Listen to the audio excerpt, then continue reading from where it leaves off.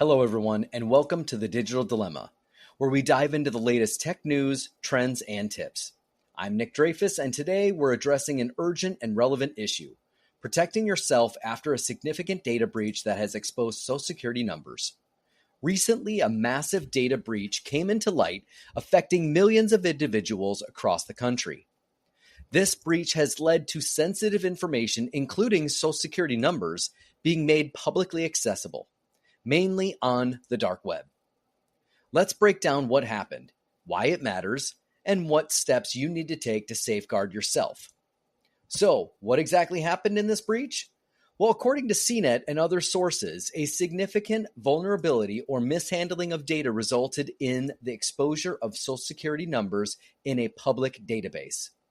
This breach involves a variety of personal information that has potentially been accessed by unauthorized individuals. Data breaches like this occur when sensitive information is compromised due to inadequate security measures, such as weak encryption or poor access controls. In this case, the breach has made it possible for cyber criminals to obtain and misuse Social Security numbers, which are critical pieces of private and personal information that can facilitate identity theft. With this breach in mind, it's essential to act swiftly to protect yourself. Here are the steps you should follow. Step 1. Verify exposure. First, use the tool highlighted by CNET to check your Social Security number if it was a part of the breach. This tool allows you to enter your information and see if it has been compromised. You should know that do not enter your Social Security number anywhere on the internet to check. That is probably not a safe resource to use. Please consult reputable sources to find critical data, to find your resources, and see if you were exposed. Knowing whether your data is at risk is the first step in taking appropriate action. Step 2. Place a fraud alert. If you find that your Social Security number is among those exposed, contact one of the major credit bureaus, Experian, Equifax, or TransUnion, or all three. Request a fraud alert on your credit report.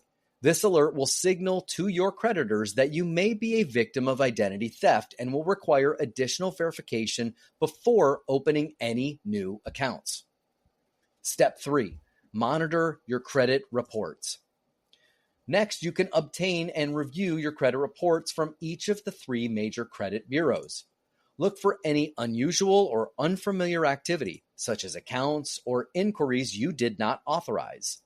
You can access your reports for free once a year through annualcreditreport.com. Step 4.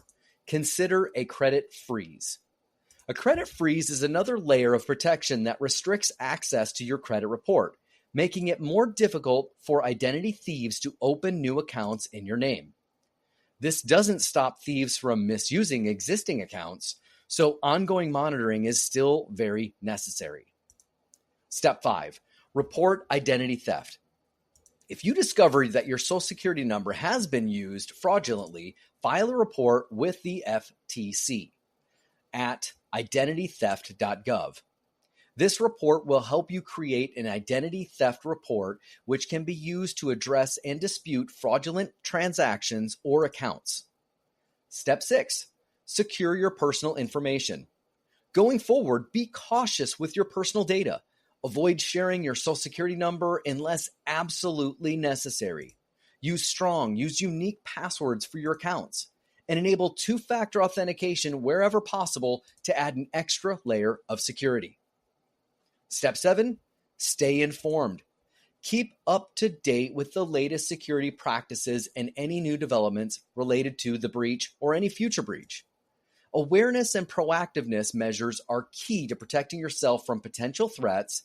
In summary, the recent breach exposing Social Security numbers underscores the importance of vigilance in protecting your personal information. By verifying if your data was compromised, placing fraud alerts, monitoring your credit, considering a credit freeze, reporting identity theft, and securing your information, you can significantly reduce the risk and mitigate potential damage. Thank you for joining us on this important episode of The Digital Dilemma. If you found this information valuable, please consider subscribing and sharing it with friends and family. Stay informed, stay secure, and we'll catch you next time. I'm Nick Dreyfus, and this has been The Digital Dilemma. Until next time, take care and protect your personal information.